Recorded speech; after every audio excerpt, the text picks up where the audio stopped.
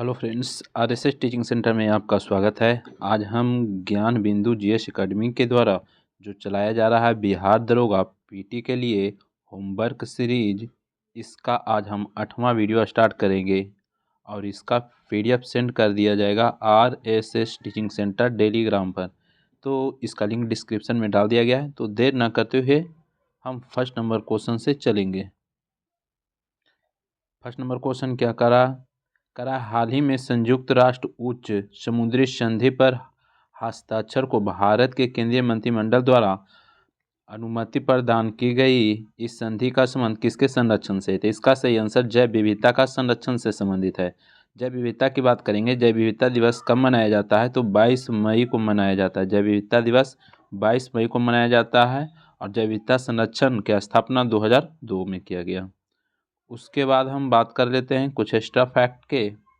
तो कराए क्वेश्चन में महासागरों का लगभग कितना प्रतिशत हिस्सा उच्च समुद्र माना जाता है? उच्च समुद्र की बात करेंगे तो 64% हो जाएगा, यानी कि 64% हो जाएगा। जबकि ओवरऑल जल की बात करेंगे तो पूरे पृथ्वी पर 71% जल हो जाएगा, जबकि स्थल 29% हो जाएगा। नेक्स्ट क्वेश्चन किस देश की संसद द्वारा तिब्बत समाधान अधिनियम पारित किया गया? इसका सही आंसर हो जाएगा अमेरिका के कांग्रेस के द्वारा। अमेरिका के कांग्रेस के द्वारा, यानी कि अमेरिका के संसद को हम कांग्रेस कहते हैं, तो अमेरिका के कांग्रेस के द्वारा। नेक्स्ट क्वेश्चन दलाई लामा कहाँ के मूल निवासी थे? तो ये तिब्बत के थे। कहाँ के थे? तिब्बत के थे। और दलाई लामा ने भारत के किस स्थान पर शरण लिया था? तो धर्मशाला में, हिमाचल प्रदेश में पड़ता है। 1959 में यानी कि शरण लिए थे। चाइना ने 1959 पर तिब्बत पर कब्जा किया था। तो ये दलाई लामा जो धर्मगुरु थे, तिब्बती गुरु, वो धर्मशाला में यानी कि शरण लिए थे। नेक्स्ट क्वेश्चन भारतीय मूल की किन दो महिलाओं को व्हाइट हाउस फेलो में नामित किया गया? तो इसका सही आंसर पद्मिनी और नलिनी टाटा हो जाएगा। नलिनी टाटा हो जाएगा। कुछ एक्स्ट्रा फैक्ट की हम बात करेंगे। अमेरिका के राष्ट्रपति कौन चुने गए हैं और उनका स्थान क्या है? तो अमेरिका के जो हाल ही में राष्ट्रपति बने हैं, डोनाल्ड ट्रंप बने हैं। ये 47 नंबर के बने हैं और ये रिपब्लिक पार्टी से हैं। किससे संबंधित है? रिपब्लिक पार्टी से संबंधित है। और कोई भी व्यक्ति अमेरिका में अपना एक बार में उसका जो कार्यकाल होता है 4 वर्ष के लिए होता है, और कोई भी व्यक्ति मात्र अपना 2 बार ही कार्यकाल पूरा कर सकता है। नेक्स्ट क्वेश्चन हाल ही में भारत के रुपे कार्ड को किस देश में लॉन्च किया गया? तो रुपे कार्ड मालदीव हो जाएगा। रुपे कार्ड कहाँ हो जाएगा? मालदीव हो जाएगा। और मालदीव कहाँ है? तो हिंद महासागर में है और इसका कैपिटल माले हो जाएगा। भारत के भीम ऐप की बात करेंगे तो अपनाने वाला पहला जो देश था भूटान था। क्या था? भूटान था। और भारत के रुपे कार्ड की बात करेगा अपनाने वाला पहला देश तो नेपाल हो जाएगा। नेक्स्ट क्वेश्चन की बात करेंगे तो है कि केंद्रीय कैबिनेट द्वारा भारत को अंतर्राष्ट्रीय ऊर्जा दक्षता हब में शामिल होने की मंजूरी कब प्रदान की गई? तो इसका सही आंसर अक्टूबर 2024 में। कब? अक्टूबर 2024 में। ऊर्जा दक्षता हब की स्थापना कब और किसके द्वारा की गई? तो 2017 में जर्मनी के द्वारा किया गया। जर्मनी के द्वारा। अंतर्राष्ट्रीय ऊर्जा एजेंसी का मुख्यालय की बात करेंगे तो पेरिस हो जाएगा। नेक्स्ट क्वेश्चन है भूमध्य सागर में आयोजित भारत फ्रांस द्विपक्षीय अभ्यास में नौसेना किस यानी कि समरी ने भाग लिया था? तो आईएनएस तबर भाग लिया था। आईएनएस तबर। विश्व का सबसे बड़ा नौसैनिक अभ्यास की बात करेंगे तो रिमपैक हो जाएगा। रिमपैक हो जाएगा। नेक्स्ट क्वेश्चन की हम बात करेंगे और बात कर लेते हैं क्वाड की। तो क्वाड में कितना देश शामिल है? क्वाड में 4 देश शामिल है। भारत है, यूएसए, जापान है और ऑस्ट्रेलिया है। और क्वाड जो होता है मालाबार युद्ध अभ्यास से ही चारों देश क्वाड के बीच होता है और चाइना के काउंटर के लिए क्वाड सबमिट किया जाता है। जिम्मैक्स की बात करेंगे तो युद्धाभ्यास भारत और जापान के बीच होता है प्रशांत महासागर में। नेक्स्ट क्वेश्चन स्वदेश निर्मित भारत की पहली पनडुब्बी आईएनएस अरिहंत हो जाएगा। जबकि स्वदेश निर्मित भारत के सेकंड पनडुब्बी की बात करेंगे आईएनएस यानी कि अरिघात हो जाएगा। नेक्स्ट क्वेश्चन बीजिंग में आयोजित 5वें ग्लोबल ई संचालन समिति में भारत सहित कितने देशों ने भाग लिया था? तो 15 देश भाग लिया था। भारत सहित 15 देश भाग लिया था। नेक्स्ट क्वेश्चन करा है एशिया, करा है क्वेश्चन में एशिया पावर इंडेक्स में भारत का कौन सा स्थान है? तो भारत का 8वां स्थान है, भारत का 8वां स्थान है। और जापान जो अब हो गया है 4थे स्थान पर हो गया है। और ऐसे पहले भारत 4थे स्थान पर था, जापान को पछाड़ करके अब 3रे स्थान पर आया है। एशिया पावर इंडेक्स में पहले स्थान पर यूएसए हो जाएगा, दूसरे स्थान पर चीन हो जाएगा। करा भविष्य के शिखर सम्मेलन का आयोजन कहाँ और किस यानी कि संस्था द्वारा आयोजित किया गया था? तो न्यूयॉर्क हो जाएगा, यूएन यानी कि न्यूयॉर्क के द्वारा हो जाएगा, यूएन महासभा हो जाएगा। उसके बाद करा है 21वें भारत एशियान शिखर सम्मेलन 2024 का आयोजन कहाँ किया गया था? इसका सही आंसर न्यू दिल्ली हो जाएगा। बिमस्टेक की बात करेंगे 2024 का आयोजित होगा, न्यू दिल्ली में हो जाएगा। और पुस्तक मेला 2024 में भी न्यू दिल्ली में ही लगेगा। नेक्स्ट क्वेश्चन करा है कोलंबस सुरक्षा कन्वेंशन का यानी कि 5वां सदस्य कौन सा देश बना है? तो इसका सही आंसर बांग्लादेश हो जाएगा। और कोलंबस सुरक्षा कन्वेंशन में भारत भी ये शामिल है। और कोलंबस सुरक्षा यानी कि कन्क्लेव की बात करेंगे तो इसका स्थापना 1971 में हुआ था। नेक्स्ट क्वेश्चन करा सेला सुरंग भारत के किस राज्य में बनने की मंजूरी प्रदान की गई है? तो सेला सुरंग कहाँ बन रहा है? तो अरुणाचल प्रदेश में हो जाएगा, अरुणाचल प्रदेश में हो जाएगा। अरुणाचल प्रदेश की बात करेंगे तो इसको नेफा के भी नाम से जाना जाता है। और दिबांग सुरंग भी अरुणाचल में है, बोमडीला दर्रा भी अरुणाचल में है। करा है विंग्स इंडिया का आयोजन भारत के किस शहर में किया गया? तो हैदराबाद हो जाएगा, हैदराबाद हो जाएगा। और बात करेंगे बेगमपेट अंतर्राष्ट्रीय एयरपोर्ट कहाँ है? तो हैदराबाद में हो जाएगा। और कहेगा टॉप एयरपोर्ट अवार्ड का जो पुरस्कार दिया गया कैंपगोड़ा एयरपोर्ट को दिया गया, ये कहाँ पड़ेगा? कर्नाटक में पड़ेगा। नेक्स्ट क्वेश्चन करा है सर्वप्रथम ब्राह्मणों को भूमि दान करने का प्रथा आरंभ किन यानी कि शासकों द्वारा किया गया था? तो इसका सही आंसर सातवाहन हो जाएगा। क्या? सातवाहन हो जाएगा। नेक्स्ट क्वेश्चन राष्ट्रपति के चुनाव की प्रक्रिया का किस देश से लिया गया? यानी कि राष्ट्रपति का जो चुनाव प्रक्रिया किस देश के संविधान से लिया गया? और इसका निर्वाचक मंडल कौन कौन यानी कि निर्वाचक मंडल में कौन कौन शामिल होते हैं? तो लिया गया है आयरलैंड के संविधान से। और इसमें यानी कि भाग कौन कौन लेते हैं? तो लोकसभा भाग लेता है, राज्यसभा लेता है और विधानसभा के ये सब सभी के निर्वाचित सदस्य इसमें भाग लेते हैं राष्ट्रपति के चुनाव में। और दिल्ली पुदुचेरी के सदस्य भी भाग लेते हैं। और नेक्स्ट क्वेश्चन की हम बात करेंगे तो कह रहा है भारतीय खिलाड़ी पीआर सीरीजेस का संबंध किस खेल से संबंधित है? तो पीआर सीरीजेस का संबंध हॉकी से हो जाएगा। किससे हो जाएगा? हॉकी से हो जाएगा। तो इसका सही आंसर हॉकी हो जाएगा। और कुछ खिलाड़ी की बात करेंगे तो मनीष नरवाल शूटिंग से हो जाएगा, अवनी लेखरा शूटिंग हो जाएगा।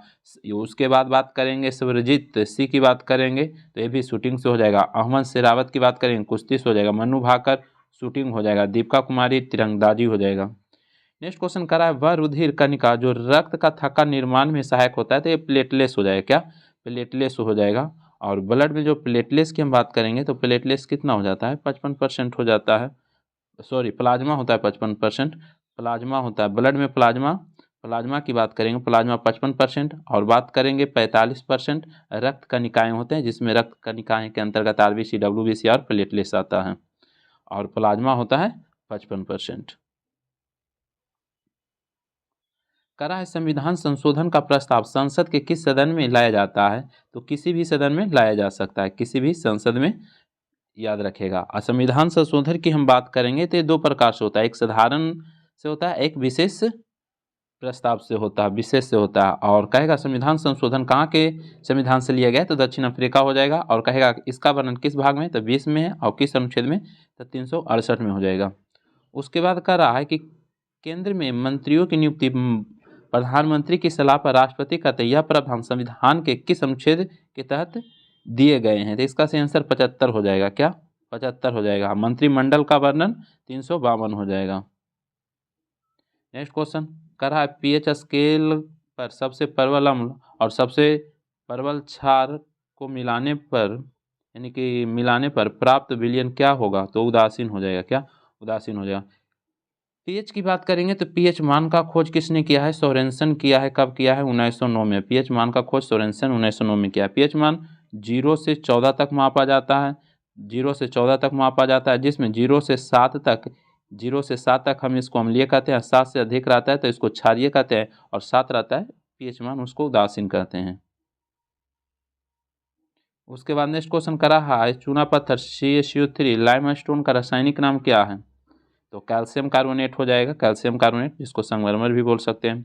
करा संविधान में सहकारी समितियों को किस संविधान संशोधन से संवैधानिक दर्जा दिया गया है? तो सहकारी समिति की बात करेंगे तो ये हो जाएगा 97वां संविधान संशोधन 2011 हो जाएगा।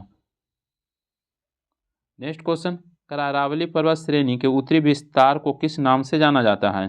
तो उत्तरी विस्तार को हम रायसीना पहाड़ी के नाम से यानी कि जानते हैं। और अरावली पर्वत की बात करेंगे तो इसकी सबसे ऊंची चोटी गुरु शिखर के नाम से जाना जाता है। और कहाँ है? तो माउंट आबू पर्वत पर है, जो राजस्थान में पड़ेगा। और कहेगा कि सबसे प्राचीन पर्वत कौन है? तो अरावली ही हो जाएगा। अरावली की हम बात करेंगे तो गुजरात के पालमपुर से दिल्ली तक फैला हुआ है। नेक्स्ट क्वेश्चन करा है किस विटामिन में कोबाल्ट की मात्रा अवस्थिति होती है जो कैंसर के उपचार में सहायक होता है? तो B12, विटामिन B12, जिसको हम साइलोक्वानमिन के नाम से जानते हैं।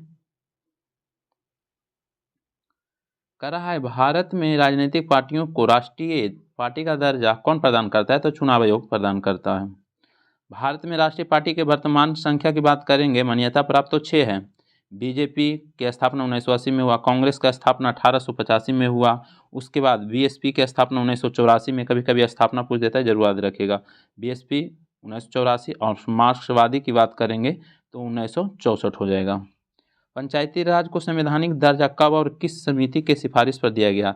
तो LM सिंघवी समिति के सिफारिश पर दिया गया है 73वां संविधान संशोधन 1992। और पंचायती राज में बात करेंगे तो पंचायती राज में कितने विषय का वर्णन है? 29। और नगर पालिका के लिए बात करेंगे तो कितना हो जाएगा? 18 हो जाएगा। नेक्स्ट क्वेश्चन कर रहा है संविधान के किस अनुसूची में 22 भाषाओं का उल्लेख किया गया है? तो 8वीं अनुसूची हो जाएगा। यानी कि बात करेंगे मूल संविधान में कुल भाषा की संख्या तो 14 था, और 8 को फिर जोड़ा गया तो वर्तमान में 22 है।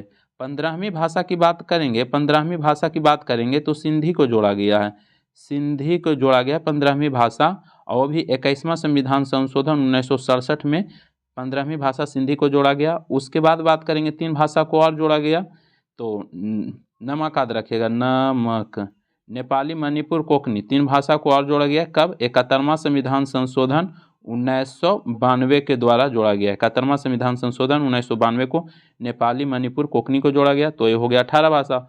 उसके बाद फिर 4 भाषा को और जोड़ा गया। 92वां संविधान संशोधन 2002 के द्वारा 4 भाषा को और जोड़ा गया।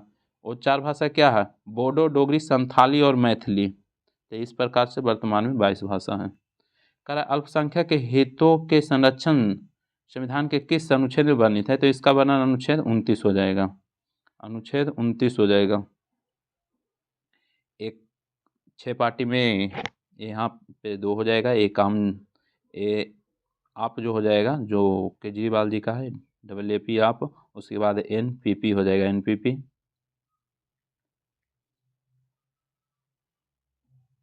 नेक्स्ट क्वेश्चन यहाँ पर एक हिंदी है, कर रहा है वध्य वाग्यमन शब्द में कौन सी संधि है? तो यन संधि हो जाएगा।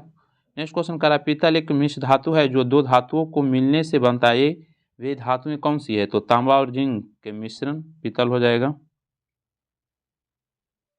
करा है क्वेश्चन में भारत में स्वतः जुताई वाली मिट्टी के नाम से कौन सी मिट्टी जानी जाती है? तो ये काली मिट्टी को जाना जाता है, और काली मिट्टी को हम कपासी मिट्टी के नाम से जानते हैं, या तो ज्वालामुखी मिट्टी के नाम से जानते हैं, या तो लावा मिट्टी के नाम से जानते हैं। और इसकी मात्रा सर्वाधिक महाराष्ट्र में है, और इसमें सबसे ज़्यादा यानी कि किसकी खेती होती है? तो कपास की खेती इसमें किया जाता है। कपास बीज से प्राप्त किया जाता है, याद रखिएगा। करा ठोस अवस्था का द्रव अवस्था से गुजरे बिना सीधे गैस में परिवर्तित हो जाना क्या कहलाता है? तो ऊर्ध्वापातन हो जाएगा, ऊर्ध्वापातन। 2011 के जनगणना के अनुसार भारत तथा बिहार की औसत साक्षरता क्रमशः कितना है? तो भारत की बात करेंगे तो 74.04 हो जाएगा, जबकि बिहार की बात करेंगे तो 61.7% हो जाएगा। कह रहा है फोटोग्राफी में यानी फिक्सल के रूप में किसका प्रयोग किया जाता है? फिक्सल के रूप में सोडियम थायोसल्फेट का प्रयोग किया जाता है। क्योंकि तत्व के रूप में सिल्वर ब्रोमाइड का प्रयोग किया जाता है और फिक्सर के रूप में सोडियम थायोसल्फेट का प्रयोग किया जाता है। चलिए मिलान करना है। गलवान घाटी कहाँ हो जाएगा, तो लद्दाख हो जाएगा।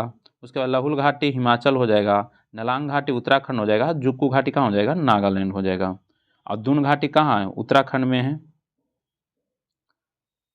उसके बाद कह रहा है क्वेश्चन में कि कुल्लू घाटी किन दो पर्वतों श्रेणी के बीच अवस्थित है, तो पीर पंजाल और धौलाधर हो जाएगा। और कुल्लू घाटी में सेब की खेती किया जाता है, सेब की खेती किया जाता है। मंडी कहाँ है, हिमाचल प्रदेश में। उसके बाद कह रहा है आलियाबेट द्वीप किस नदी के मुहाने पर अवस्थित है, तो नर्मदा नदी के मुहाने हो जाएगा, नर्मदा नदी के मुहाने हो जाएगा। नेक्स्ट क्वेश्चन कर रहा है कि लक्षद्वीप को मिनिकॉय द्वीप से कौन सा चैनल अलग करता है, तो 9 डिग्री हो जाएगा। 9 डिग्री की बात करेंगे तो लक्षद्वीप से मिनिकॉय, यहाँ देख लेते हैं। 8 डिग्री की बात करेगा तो मालदीव से मिनिकॉय, 9 डिग्री की बात करेगा तो लक्षद्वीप से मिनिकॉय, और 10 डिग्री की बात करेगा तो अंडमान और निकोबार हो जाएगा। नेक्स्ट क्वेश्चन कह रहा है कौन सी नदी हजारीबाग पठार के रांची के पठार से अलग करता है, तो छोटा नागपुर के पठार हो जाएगा, छोटा नागपुर के पठार हो जाएगा। और इसमें सर्वाधिक खनिज की मात्रा पाया जाता है। कह रहा है थालघाट, भोरघाट और पालघाट दर्रा किस पर्वत श्रेणी में स्थित है, पश्चिमी घाट हो जाएगा, ये पश्चिमी घाट हो जाएगा, पश्चिमी घाट में हो जाएगा। और उसके बाद हम बात करेंगे, उसके बाद बात करेंगे थालघाट की बात करेंगे। थालघाट दर्रा किसको, तो मुंबई टू नासिक हो जाएगा। उसके बाद भोरघाट की बात करेंगे तो मुंबई टू पुणे हो जाएगा। उसके बाद पालघाट की बात करेंगे केरल टू तमिलनाडु हो जाएगा, इस रूप में जोड़ेगा।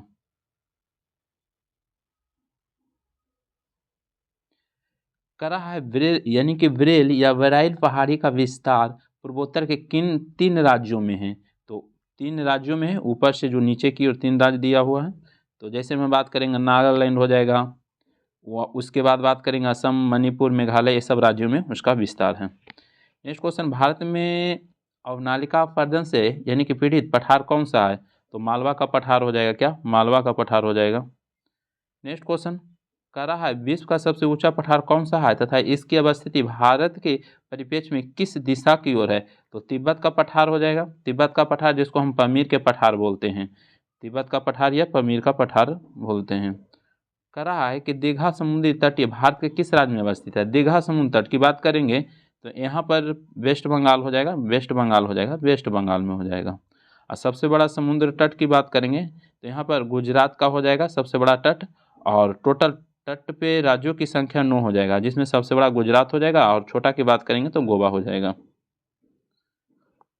कह रहा है प्रायद्वीपीय भारत में पश्चिमी तट के दक्षिण छोर पर अवस्थित समुद्र तटीय मैदान कौन सा है, तो मालाबार हो जाएगा।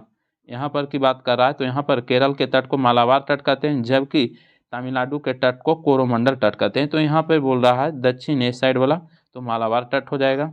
वास्को डी गामा भी जो आया था कालीकट के केरल में ही आया था। कह रहा है कि भारत के उत्तरी मैदान का पश्चिमी भाग किस नाम से जाना जाता है, तो पंजाब नदी यानी कि पंच नदियों का निर्माण करेगा। उसके बाद आगे चलते हैं, चलिए। कह रहा है निम्नलिखित में सुमेलित नहीं है, तो देखते हैं। लनाका ला तो ये लद्दाख में बिल्कुल सही है। बोमडिला सिक्किम दिया गलत, बोमडिला तो अरुणाचल प्रदेश में हो जाएगा, तो यही गलत दिया हुआ है, तो हमसे गलत पूछ रहा है तो गलत ही हो जाएगा बोमडिला। मानस उत्तराखंड ये भी सही है, सिपकिला हिमाचल ये भी सही है, तो सही है ये। और सही नहीं है, सही नहीं पूछा है तो ये हो जाएगा जो सही नहीं दिया हुआ है। उसके बाद बात करेंगे तो कह रहा है कि मेघालय के पठार संबंध में निम्नलिखित में से कौन सा कथन सत्य है, तो मेघालय का पठार प्रायद्वीपीय पठार के अंतर्गत विस्तार है, तो ये बिल्कुल सही दिया हुआ है। कह रहा है मेघालय के पठार पर खनिज पदार्थों का निक्षेप नहीं है, मेघालय के पठार पे खनिज पदार्थों का निक्षेप नहीं है। उसके बाद कह रहा है मेघालय के पठार पर अवस्थित चेरापूंजी नगन यानी कि चट्टानों से यानी कि ढका स्थल है, जहाँ वनस्पति लगभग नहीं के बराबर होती है। तो इसमें सही आंसर क्या होगा, नहीं के बराबर दिया हुआ ये गलत, वहाँ पे वनस्पति तो है, सही होना चाहिए, ये सही हो जाना चाहिए, ये गलत हो जाना चाहिए। तो 1 और 2 ही सही होना चाहिए, आप भी कमेंट में बता सकते हैं।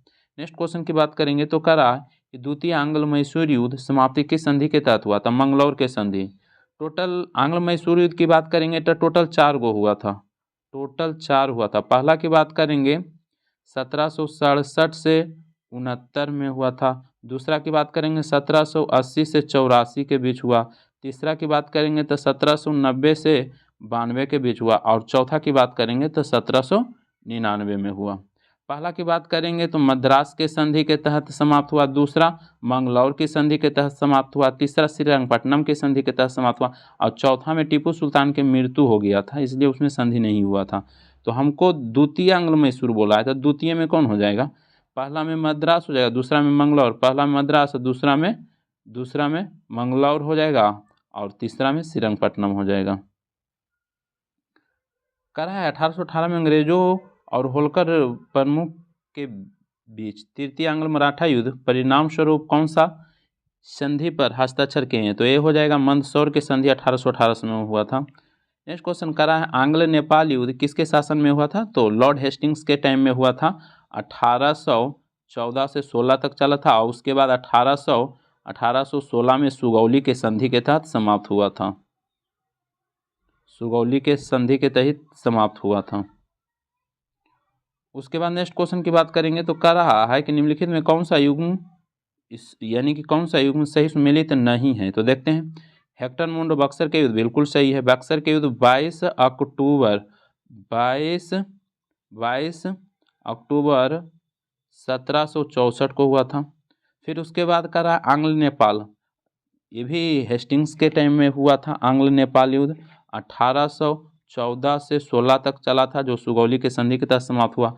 फिर कह रहा है लॉर्ड वेलेस्ली चतुर्थ आंग्ल मैसूर युद्ध 1799 में, यह भी सही दिया हुआ है।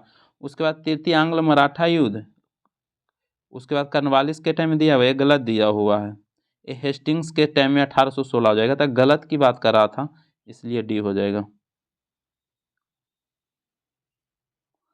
चलते हैं, इसको हम देखते हैं। कह रहा निम्नलिखित कथनों पर विचार कीजिए। कह रहा पानीपत के तृतीय युद्ध में अहमद सफदर ने इब्राहिम लोदी को हराया, गलत दिया हुआ। पहले तृतीय युद्ध जो हुआ था 1761 में हुआ था। अहमद सफदर ने मराठा को हराया था। पानीपत की बात करेंगे तो 3 युद्ध हुआ था। पहला 1526 में, दूसरा 1556 में, तीसरा 1761 में। फिर कह रहा था ये गलत हो जाएगा। कह रहा है तृतीय आंग्ल मैसूर युद्ध में टीपू सुल्तान की मृत्यु हो गया था, ये गलत दिया हुआ है। चौथा में हुआ था 1799 में हुआ था, इसमें मृत्यु हुआ, ये गलत दिया हुआ है। उसके बाद कहा प्लासी के युद्ध में सिराजुद्दौला के पराजय के लिए मीर जाफर अंग्रेजों से मिलकर षड्यंत्र रचा, ये बिल्कुल सही है।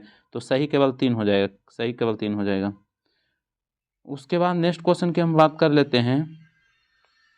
कह रहा है निम्नलिखित में कौन सही सुमेलित है? तो सही में सिर्फ एक ही है, चतुर्थ वाला। चतुर्थ आंग्ल मैसूर युद्ध जो 1799 में हुआ था, टीपू पराजित हुआ और वह युद्ध के अंत में दिवंगत हुआ, यानी कि इसी में मर गया था। और उसके बाद देखते हैं प्रथम आंग्ल मैसूर युद्ध हैदर अली पराजित, ये गलत दिया हुआ है। और कब से कब हुआ था? तब प्रथम आंग्ल मैसूर 1767 से 69 और मद्रास के संधि के तहत समाप्त हुआ था। और द्वितीय की बात करेंगे तो द्वितीय आंग्ल मैसूर 1780 से 84 हुआ था, ये मंगलौर के संधि के तहत समाप्त हुआ। तीसरे की बात करेंगे 1790 से 92, ये श्रीरंगपट्टनम के संधि के तहत समाप्त हुआ था। इसमें सही सिर्फ 4 ही होगा। उसके बाद नेक्स्ट क्वेश्चन की बात करेंगे। कह रहा है निम्नलिखित में कौन सा कथन असत्य यानी गलत है? देखते हैं। सहायक संधि का व्यापक प्रयोग वेलेस्ली ने किया, तो ये बिल्कुल सही दिया हुआ। उसके बाद कह रहा है सहायक संधि की वास्तविक शुरुआत 1799 में हुई, तो 1799 में 98 में हुआ था ना, 98 में हुआ था। उसके बाद कह रहा है सहायक संधि के स्वीकार करने वाला पहला राज्य हैदराबाद था, ये भी सही दिया हुआ। सही हो जाएगा ए और सी। उसके बाद कह रहा है कि निम्नलिखित कथनों पर विचार करें। लॉर्ड डलहौजी के यानी कि व्यापक के सिद्धांत को लागू यानी कि 1848 में सतारा और 1854 में नागपुर पर कब्जा किया है, बिल्कुल सही है। करा डलहौजी ने गोद लेने की प्रथा को अमान्य कर दिया था, ये गलत दिया हुआ है, अमान्य नहीं किया था। उपयुक्त कथनों में कौन सही है? तो सही 1 और 4 हो जाएगा। उसके बाद नेक्स्ट क्वेश्चन करा निम्नलिखित में से किसका मिलान सही है? तो वाणिज्य पूंजी चरण 1757 से 1813, बिल्कुल सही है। करा औद्योगिक पूंजीवाद चरण 13 से 58, ये भी सही है। करा वित्तीय पूंजीवाद चरण 58 से 47 भी सही है। तो सभी सही हो जाएगा, सभी सही हो जाएगा। उसके बाद कह रहा है कि सूर्यास्त कानून निम्नलिखित में से किससे संबंधित है? और अस्थाई बंदोबस्त, महलवाड़ी व्यवस्था, रैयतवाड़ी व्यवस्था। तो इसका सही आंसर अस्थाई बंदोबस्त हो जाएगा, जिसके जनक कार्नवालिस को बोला जाता है, जिसको हम जमींदारी व्यवस्था करते हैं। लाया गया था 1793 में और मात्र 19% भूमि पर लगाया गया था। महलवाड़ी व्यवस्था की बात करेंगे तो इसके जनक हॉट मैकेंजी को माना जाता है। ये लाया गया था 1822 में लाया गया था। रैयतवाड़ी व्यवस्था की बात करेंगे और महलवाड़ी व्यवस्था में महलों पर टैक्स मुखिया लेता था, जबकि रैयतवाड़ी व्यवस्था में जो टैक्स यानी कि रैयतवाड़ी व्यवस्था में जो खेत का मालिक किसान होता था, और इसको कब लाया गया था 1820 में। रैयतवाड़ी व्यवस्था का जनक हॉट मैकेंजी और मुनरो को माना जाता है। करा है स्थायी बंदोबस्त इस्तेमालदारी व्यवस्था को किसने पूरे भारत में लागू करने की अनुशंसा किया था। अनुशंसा केसी दत्त किया था। उसके बाद कर रहा है कि कौन से ब्रिटिश शासन के दौरान भारत में रैयतवाड़ी व्यवस्था को प्रारंभ किए जाने से संबंधित था। तो टॉमस मुनरो हो जाएगा और अलेक्जेंडर रीड हो जाएगा। रैयतवाड़ी व्यवस्था में खेत का मालिक किसान होता था। उसके बाद कह रहा है कि भारतीय संविधान में आपात संबंधित उपबंध भारत शासन अधिनियम 1935 और खालिस्तान के संविधान से लिया है। तो जर्मनी के वाइमर संविधान से लिया गया है। कह रहा है भारतीय संविधान में उल्लेखित स्वतंत्रता, समानता और बंधुत्व की संकल्पना प्रेरित है। तो फ्रांसीसी क्रांति और कब हुआ था 1789। कह रहा है भारतीय संविधान द्वारा प्रदत्त मौलिक अधिकारों के स्थगन संबंधित कार्यपालिका के अधिकारों को किस देश के संविधान से लिया गया। तो यूएसए हो जाएगा। क्या यूएसए हो जाएगा। नेक्स्ट क्वेश्चन कह रहा है संविधान के संरक्षण के रूप में सर्वोच्च न्यायालय का अधिकार विश्व के किस संविधान से लिया गया। तो यूएसए के संविधान से लिया गया। कह रहा भारतीय संविधान के अंतर्गत संघ और राज्यों के बीच शक्तियों का विभाजन की प्रेरणा। तो संघवाद भी कनाडा के संविधान से लिया गया है। कह रहा है प्रारूप समिति का विचार कहाँ से लिया गया और इसका गठन कब हुआ। तो ये लिया गया था आयरलैंड से और गठन इसका 29 अगस्त 1947 किया गया था। कह रहा है क्वेश्चन में कि संघ समिति की अध्यक्षता किसने की। तो जेएल नेहरू हो जाएगा, यानी कि जेएल नेहरू हो जाएगा। जेएल नेहरू हो जाएगा। जेएल नेहरू। संविधान सभा के कार्यों के गठित समिति के अध्यक्ष कौन थे। तो ये भी जेएल नेहरू हो जाएंगे। Prime minister JL Nehru. JL Nehru हो जाएंगे, यानी कि कह सकते हैं पंडित जवाहरलाल नेहरू। पंडित जवाहरलाल नेहरू। पंडित जवाहरलाल नेहरू। चलिए, पहले प्राइम मिनिस्टर भी थे। कह रहा संविधान की मसौदा समिति ने अपना पहला मसौदा किस वर्ष प्रस्तुत किया। तो 1948 में किया। 1948 में। फिर कहा संविधान सभा के लिए किस जानवर को प्रतीक के रूप में अपनाया गया था। तो हाथी हो जाएगा संविधान सभा के लिए। और बात करेंगे कर रहा है क्वेश्चन में कि राष्ट्रीय ध्वज तथा तदर्थ समिति के अध्यक्ष कौन थे। तो राष्ट्रीय ध्वज और तदर्थ समिति के अध्यक्ष डॉक्टर राजेंद्र प्रसाद थे, जबकि यही झंडा समिति के अध्यक्ष कहेगा तो जेबी कृपलानी हो जाएगा। कह रहा है भारत में कुल बाघ अभ्यारण्य की संख्या कितनी है। भारत का सबसे नवीनतम बाघ अभ्यारण्य कौन है। तो बाघ अभ्यारण्य की बात करेंगे तो 58 हो जाएगा। और 58वां की बात करेंगे तो माधव यानी कि माधव हो जाएगा, जो एमपी में पड़ता है। उसके बाद कह रहा है भारत का पहला बाघ रिजर्व किसे घोषित किया गया था। जिम कॉर्बेट, जो उत्तराखंड में है, उसको घोषित किया गया था। कह रहा है क्वेश्चन में कि भारत का सबसे बड़ा बाघ रिजर्व कौन सा है और किस राज्य में अवस्थित है। नागार्जुन हो जाएगा, श्रीशैलम। और किस वर्ष। तो 1948 में। 1948 में। तो बस आज भर इतना ही रहने देते हैं और इसका PDF सेंड कर दिया जाएगा RSS टीचिंग सेंटर टेलीग्राम पर। तो वीडियो अच्छा लगता है तो लाइक कर दीजिए। चैनल पर पहली बार आए तो सब्सक्राइब कर लीजिए। वीडियो समाप्त करते हैं। जय हिंद, जय भारत।